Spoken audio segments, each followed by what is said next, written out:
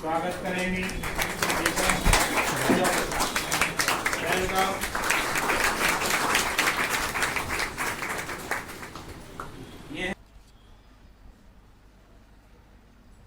तो पहले तो आपको बहुत बहुत बधाई इस सिलेक्शन के लिए, इस मेहनत के लिए। एक है ये पर्दा लगा दो रजा।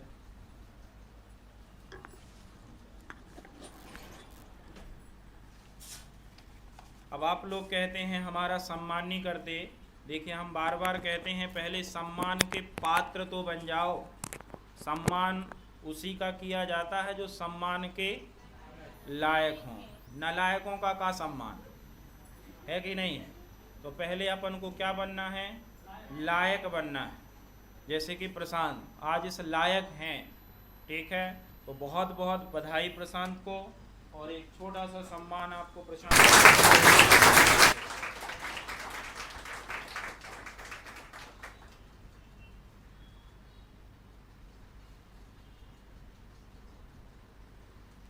और एक सोने से जड़ी हुई शील्ड दी जाती है सिलेक्शन के लिए। तो बहुत बहुत बधाई आपको।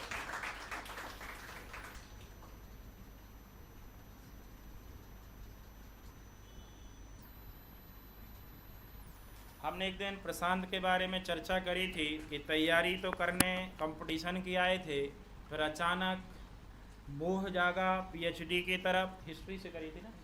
फिर पढ़ते पढ़ते ऐसी हिस्ट्री पढ़ते थे अपन कंपटीशन की, और फिर आप यकीन नहीं करेंगे कंपटीशन की हिस्ट्री पढ़ते पढ़ते पीएचडी कर डाली। और पीएचडी करने के बाद हिस्ट्री से ही पीएससी एमपी क्वालिफाई किया, असिस्टेंट प्रोफेसर। और आज असिस्टेंट प्रोफेसर के पद पर तैनात हैं, और शायद पोस्ट निश्चित नहीं होता, सागर जिला ही मिला है पोस्टिंग में। प्रोफेसर यहीं पे रहेंगे। बहुत बहुत बधाई आपको अपने होम डिस्ट्रिक्ट में।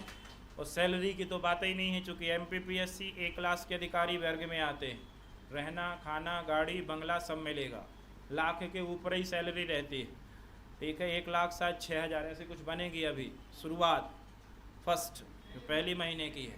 1 लाख अब देने में लग रहा है 1 लाख है, ठीक है? एक और मैंने नाम बताया था, उसका जीएसटी में हुआ। अभी मैं बेंगलोर शायद जाने वाला हूँ, कुछ समय के लिए मिलूँगा उससे, ठीक है? तो वो तो सेंट्रल गवर्नमेंट का था, उनकी भी सैलरी 1,60,000 के आसपास। तो मेहनत करिए इस तरीके से बड़े पद लेने के लिए। आपके सामने है प्रशांत, मेहनत करी और देखें सफलता आज आपके सामने है। तो आप भी इस तरीके से मेहनत करें। इन लोगों को बुलाने का एक ही उद्देश्य होता है कि आप लोग भी मिलें, कि आपके खून और इनके खून में का अंतर है। 3 आँख तो नहीं दिख रही हैं कि इनकी 3 सर, इसलिए सिलेक्शन हमारी 2 है। हाथ इनके सर ज़्यादा है, उंगली ज़्यादा है। तो भगवान ने जैसा आपको बनाया वैसा इनको भी बनाया, बस अंतर किस में है? मेहनत करने में। जो कर गए वो बन गए, ठीक है? और जो नहीं कर गए वो घर गए। तो ये 2 ही ऑप्शन है कि घर जाना है कि बन जाना है। तो कुछ अपन प्रशांत से सुनेंगे, इनकी कहानी कैसे यहाँ तक पहुँचे, इनका एक्सपीरियंस, ठीक है? आइए प्रशांत।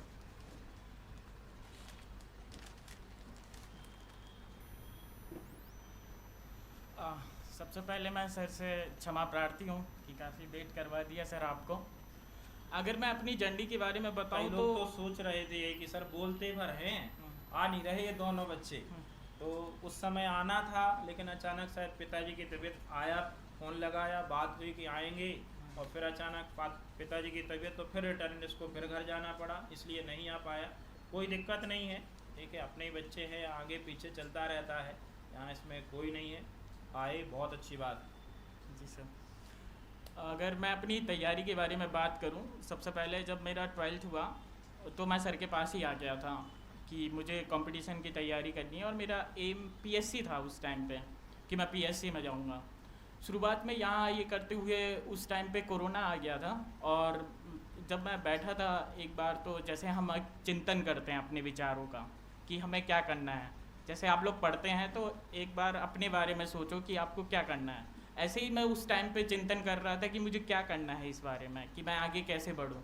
तब मुझे एक बात याद आई कि मेरा इतिहास विषय में अधिक रुझान है बाकी सब विषयों से ज़्यादा। तो मैंने उसको बनाने की कोशिश करी। और दूसरा, उसी टाइम पे मेरे एक भैया थे जो अब असिस्टेंट प्रोफेसर डीयू में है, उनने मुझे विचार दिया कि तुम क्यों ना यूजीसी नेट करके देखो, क्योंकि तुम्हारे एक सब्जेक्ट में बहुत ज़्यादा रुझान है। और फिर मैंने सर से भी बात करी, तो सर ने कहा देखो तुम्हारा बेसिक कंप्लीट हो गया है यहाँ सर से हिस्ट्री में, और अगर तुम चाहो तो इसी को और अच्छे से कर सकते हो। तो सर से एक विस्तृत चर्चा हुई इस मामले में, और आप लोग भी मैं चाहूँगा कि एक कभी कभी ऐसा मौका निकालें और सर से बात करें। सर का जो अनुभव है उससे आपको काफ़ी फ़ायदा हो सकता है। दूसरी चीज़, जब मैंने ये शुरुआत करी, सर का काफ़ी सपोर्ट रहा हिस्ट्री को लेकर, कुछ बुक्स भी सर ने बताया कि इसको ऐसे पढ़ना है। फिर उसके बाद मैंने स्टार्ट की अपनी जर्नी, और मेरा JRF हो गया। मेरा UG और PG दोनों वहीं से था, और फिर मेरा JRF हो गया। JRF के साथ ही मैंने PhD में इन्वॉल्वमेंट ले लिया, और साथ ही साथ में उसी टाइम पे वैकेंसी भी आ गई थी MP की, तो उसमें मैंने फॉर्म फिल किया। और हिस्ट्री काफ़ी अच्छी थी, पहले से भी अच्छी थी, और एक सब्जेक्ट था, और पर उसी में जैसे प्राचीन भारत, मध्यकालीन भारत, आधुनिक भारत, इसको काफ़ी डीप पढ़ना पड़ता है। और हिस्टोरियोग्राफी जिसको हम कहते हैं इतिहास लेखन, जैसे कि मार्क्सवादी नज़रिया, साम्राज्यवादी नज़रिया, इनको काफ़ी गहराई से समझना ज़रूरी है। फिर मैंने इनको पढ़ना स्टार्ट किया, इन पर बुक्स पढ़नी स्टार्ट की, सर से भी डिस्कशन करते रहे, तो इसके साथ साथ ये सारी चीज़ें आसान हो गई। फिर मुझे MP पढ़नी थी, वो सर से पहले ही पढ़ चुका था, तो वहाँ से था, तो इस कारण मेरा सिलेक्शन हुआ। पढ़ने में सबसे पहले 2 चीज़ों की बहुत ज़रूरत है। पहली, आपकी नियमित होना बहुत ज़रूरी है, और दूसरा, संगति कैसी है। अगर आप नियमित हैं और संगति खराब है आपकी, तो शायद आप नियमित होने के बावजूद भी नहीं हो पाएँ। सबसे ज़रूरी चीज़ है संगति। संगति से आपका वातावरण बनता है। अगर आपकी संगति सही नहीं है, दोस्तों यारों में ज़्यादा घुल मिल कर रहे हैं, तो मुझे नहीं लगता कि उस तरह से आप क्वालिफाई कर जाएंगे। पर संगति अच्छी है। मेरे दोस्तों में जो पढ़ने वाले साथ में थे, वो हम लोग क्वेश्चन आंसर करते थे, या कोई हमसे कोई टॉपिक पूछ रहा है या कोई कमी, तो उसको सपोर्ट करते थे। आजकल का जो वातावरण बच्चों में है वर्तमान में, मैं कोई ज़्यादा बड़ा नहीं हूँ तो प्रवचन देना मुझे सूट नहीं करेगा, बट मेरा कहना ये है कि मैं रियल बता रहा हूँ, जो मैं देखता हूँ सामने, कि बच्चों को सबसे ज़रूरी चीज़ है नियमित होना। अगर आप नियमित हैं तो आपके घर में विवाह कार्य है, आपके घर में त्यौहार है, त्यौहार हमेशा आएंगे, पर नियमित बने रहो। अगर नियमित बने रहेंगे तो कंफर्म है कि रिजल्ट होगा, कोई दिक्कत नहीं है। सेम मेरी चीज़ वही रही, सिर्फ मेरे में ऑब्जेक्टिव रहे, आपके में थोड़ा डिस्क्रिप्टिव सब्जेक्टिव रहेगा। और MP का इंटरव्यू जैसा बोर्ड लेता वैसे ही बोर्ड लेगा आपका। और सबसे बड़ी चीज़, कुछ चीज़ें पढ़ने के साथ साथ थोड़ा सा आध्यात्मिक भी रहो, क्योंकि मुझे वो चीज़ें इंटरव्यू में काम करी। जैसे जब मेरा शर्मा सर का बोर्ड था इंटरव्यू, और शायद आप लोग शर्मा सर के बोर्ड से वाकिफ़ होंगे कि कुछ भी पूछ सकते हैं, तो शर्मा सर के बोर्ड में मैं गया तो शुरुआत के मुझसे क्वेश्चन पूछे गए जो कि मुझे नहीं आ रहे थे। मैंने कहा सर मुझे ज्ञात नहीं है। अब इंटरव्यू मुझे लग रहा है काफ़ी डाउन जा रहा है। उसके बाद कुछ ऐसी चीज़ें हुई उस इंटरव्यू में कि एक बुक का नाम है इतिहास में अपराजित प्रेक्षा, जो कि स्थापत्य कला पे लिखी गई बुक है, उसमें सामंतों का भी वर्णन मिलता है। तो शायद वो मुझसे पहले सभी जो लोग हैं उनसे ये पूछ रहे थे कि इस बुक का नाम क्या है, और उसी समय जब मुझसे पूछा गया तो वो बुक मुझे थी, तो वो इंटरव्यू मुड़ गया वहाँ से, क्योंकि मुझे पहले शुरुआत में आंसर नहीं आ रहे थे। और यहाँ से वो का पैनल जो था वो काफ़ी खुश हो गया कि मुझे इस बुक का नाम था, और उसके लेखक थे भट्ट भुवन देव। वहाँ से इंटरव्यू मेरा चेंज हुआ। उसके बाद मराठों से मेरी रिसर्च है, तो मराठों से क्वेश्चन हुआ, और वहाँ से मेरा इंटरव्यू काफ़ी चेंज हुआ। अगर वहाँ इंटरव्यू चेंज ना होता, इसलिए मैं कहता हूँ कि कहीं कहीं भगवान भी हमारी मदद करने आ जाते हैं। तो दोनों चीज़ें ज़रूरी हैं, और आज के समय में आध्यात्मिक होना बहुत ज़रूरी भी है, क्योंकि हम साइंटिफिक वे में तो अपने आप को पढ़ने में ढालते जाते हैं, पर मानसिक रूप से कमज़ोर हो जाते हैं। क्योंकि जब सिलेक्शन नहीं होता, बार बार आपको लगातार पेपर देना है, वही चीज़ बार बार दोहरानी है, तो इस तरह आपको मानसिक, इसलिए मंदिर जाना बहुत ज़रूरी है, और साथ ही साथ जो आप पढ़ रहे हैं उसको नियमित होना भी बहुत ज़रूरी है। दोनों चीज़ों के साथ अगर आप साथ चलेंगे, और साथ ही साथ आपकी संगति, अभी वर्तमान में आप लोग देख रहे हो ना, संगति बहुत ज़रूरी है। अगर संगति अच्छी नहीं होंगे तो आप पढ़ने में कितने भी अच्छे होंगे, धीरे धीरे पेपर के पास आके आप संगति में बर्बाद हो जाएंगे। तो और सर का मार्गदर्शन मुझे हमेशा मिलता रहा, और ऐसे ही सर आप हमें मार्गदर्शन बनाए रखना। इसी के साथ आप लोगों को शुभकामनाएं। आप लोग भी इसी तरह जैसे मैं हूँ, देखो वहाँ बैठने में लगता है कि यार इतना कंपटीशन है PSC में, कैसे होगा, मुझे ही क्यों लेंगे, आप ही को लेंगे। मैं भी यही सोचता था, मुझे भी लगता था कि यार यहाँ बैठने से क्या होगा, कि पढ़ तो रहा हूँ, होगा कि नहीं होगा, होगा ज़रूर होगा, क्योंकि ये चीज़ें आप ही हो, बस नियमित बने रहो। लक्ष्य एक है कि नियमित बने रहो, चाहे कुछ भी हो। आपको 4 घंटे देने हैं तो देने हैं। मैं सुबह 4 बजे से 7 बजे पढ़ लेता था, फिर कोई ऐसी परिस्थिति आई तो रात में पढ़ना शुरू कर दिया। अपने आप को ढालते रहो और लगातार पढ़ते रहो, बस यही एक चीज़ है जो आपको सफलता दिला देगी। Thank you. बोलने की कला इतनी अच्छी प्रशांत में आ गई, पहले तो नहीं थी। एक दिन रिसर्च की बात हुई तो प्रशांत हमसे भी बोला कि सर लिखने में बहुत माहिर था, ये सच बता रहे हैं। एक दिन हम लोग ऑफिस में बैठे थे, बहुत पहले की बात, चूँकि वैसी बात है जैसे आप बैठे हो वही आज सोच रहे, जो प्रशांत कभी ये भी सोचता था।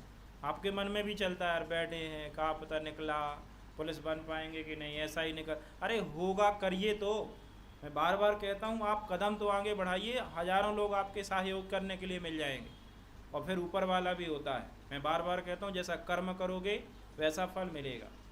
इंटरव्यू की बात करी प्रशांत ने, होता है, आपने मेहनत करी तो अंतरात्मा कहती है कि यार तूने किया है, होगा, चल तो तू आगे तो बढ़। नेगेटिव आएंगे सबको। इंटरव्यू में जाने के बाद जब आप पीएससी का इंटरव्यू देने रहते हो वैसे ही पसीना मारता है, वहाँ बैठना ही बहुत बड़ी बात है, और बैठ के फिर सामने वाले का आंसर देना। और बड़े बड़े माइंडेड व्यक्ति होते हैं, आपका फेस रीड कर लेते हैं क्या है आप, इसलिए वहाँ आप घुमा फिरा नहीं सकते कि आप सोचे कि अरे हो गया घुमा देंगे, जैसे हमें घुमा देते हो यहाँ, एक है तो वहाँ नहीं घुमा सकते आप। वहाँ तो आप पे है तो बताइए, नहीं है तो देन सॉरी, अगले क्वेश्चन पे आइए। हो सकता है कोई ऐसा क्वेश्चन पूछ दे, जैसे कहा कि प्रशांत ने अचानक इंटरव्यू मुड़ गया, लेखन में बहुत अच्छा था।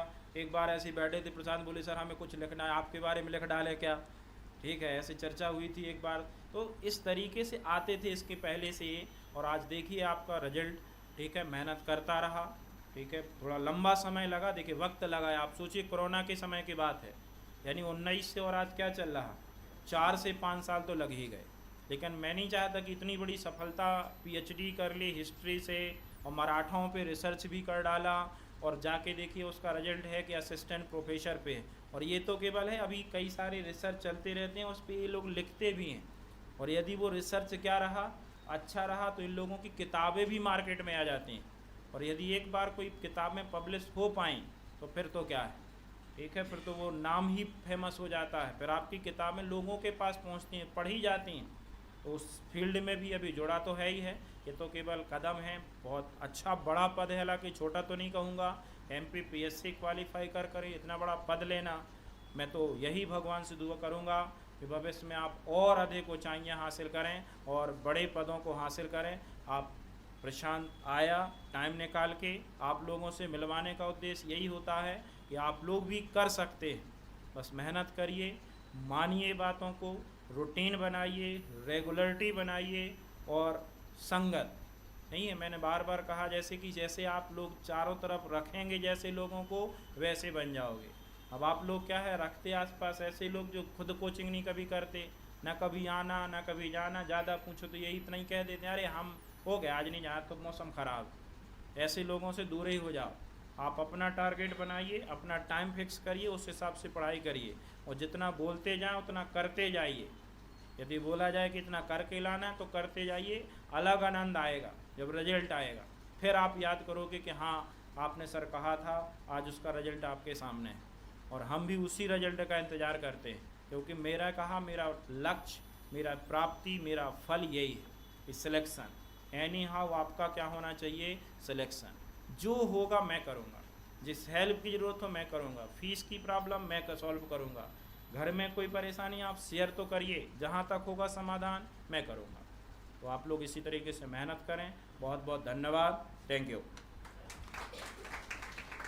और कुछ क्वेश्चन? हाँ प्रशांत कुछ बोलना। तो सर ये आपने जो मतलब पीएचडी इसमें कंपलसरी है, जे एनआरएफ निकालने के लिए, फिर वो पोस्ट ग्रेजुएशन की बात ही मन होता है, कैसे वहाँ तक जाएँ? सिंपल सा है। मेरा अगर जर्नी देखोगे, मैं 12th के बाद आया, मैंने यूजी करी डॉक्टर हरी सिंह गौर से। यूजी के बाद पीजी कंपलसरी है, ठीक है। उसके पीजी के साथ ही आप तैयारी कर सकते हैं यूजीसी नेट, जिसमें आर्ट्स और कॉमर्स के विषय होते हैं, एक स्पेसिफिक सब्जेक्ट से। उसमें आपको नेट होना, अगर उसमें आप 3 स्लॉट आने लगे, एक पीएचडी क्वालिफाई जिसमें लगभग शायद 20% बच्चे क्वालिफाई होते हैं, उसके बाद होता है नेट का एक स्लॉट जिसे यूजीसी नेट कहते हैं। नेट से आप क्या होते हैं, असिस्टेंट प्रोफेसर की पात्रता रखते हैं, तो आप कहीं भी किसी भी पीएससी को टारगेट कर सकते हैं। मेरा राजस्थान में भी सिलेक्शन हो गया था, अभी इंटरव्यू था वहाँ पे, पर शायद अब मैं नहीं जाऊँगा, और हरियाणा में भी हो गया था। उसके बाद ये जो यूजीसी नेट है, इससे आप असिस्टेंट प्रोफेसर की पात्रता रखते हैं। अब इसमें ये 6% होंगे, जितने भी लोग होंगे उसके 6% क्वालिफाई होंगे। अब इसके बाद आएगा जेआरएफ। जेआरएफ जो होगा वो 0.5 होगा, उसी क्राइटेरिया जितने भी फॉर्म अप्लाई या जितने भी लोग बैठेंगे उसका 0.5% लोग जो होंगे वो जेआरएफ होंगे। जेआरएफ होने के साथ अब क्या होगा कि आप जैसे पीएचडी में कहीं पे जाएंगे, तो आप पीएचडी में जैसे भी जाएंगे तो आपको एक जो फेलोशिप है 42,000 रुपीज़ आपको हर महीने मिलेंगे, ठीक है। और इसके साथ क्या होता है, जेआरएफ होने से ना आपका स्कोर भी बढ़ता है। लोगों के जब आप बैठते हैं ना फ्रंट में, तो लोग आपको मानते हैं कि हाँ आपने कुछ अचीव किया है, ठीक है।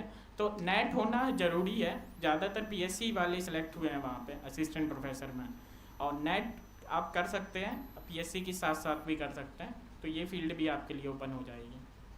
चले, और कोई क्वेश्चन किसी का हो मन में इस तरीके से आगे बढ़ने, मैं नंबर भी दे दूंगा इन लोगों के जो सिलेक्शन वाले नंबर होते हैं। यदि किसी को चाहिए इस बारे में तो बिल्कुल ले लिया करिए, अपने काम नहीं आए तो किस काम के, है कि नहीं। कम से कम जो अपने बच्चे हैं सिलेक्ट हो गए हैं, उनने हर पड़ाव जीता है, देखा है, उनने उन ज़िंदगी गुजार चुके हैं जो अपन सोचते हैं, तो क्यों ना अपन उस लाइन पे चल जाएं। तो मैं प्रशांत का नंबर भी दे दूंगा, इसके पहले भी एक और लड़का आया था वो राम तिवारी, जो अनूपपुर रेलवे में, उनका भी दे दूंगा। तो इनसे आप कभी लगे कि इस लाइन में जाना है, इस फील्ड पे जाना है, हमें भी रिसर्च के फील्ड में है, तो इन लोगों के नंबर रखा करिए, बिल्कुल बेझिझक बात किया करिए, ठीक है। बस थोड़ा सा यदि नहीं है तो बता दिया करिए कि हाँ से है, सर ने नंबर दिया है, बिल्कुल ये लोग आपके साथ रहेंगे और सहयोग भी करेंगे, क्योंकि इन लोगों ने वो ऊंचाइयाँ प्राप्त कर ली हैं जो चाहिए था। अब तो और आगे है कि भविष्य में बहुत और उपलब्धि हासिल करें, ठीक है। जेआरएफ का मैं बताया उन्होंने कि जेआरएफ होने के बाद एक निश्चित स्कॉलरशिप भी मिलती है आपको आगे बढ़ने के लिए, 45,000 40,000 वो मंथली आपका पैकेज होता ही है। फिर इस तरीके से बहुत सारे बच्चे आगे बढ़ते हैं। और कोई क्वेश्चन हो किसी का, एनीवन, क्लोज करें। चलें, बहुत बहुत धन्यवाद, थैंक यू।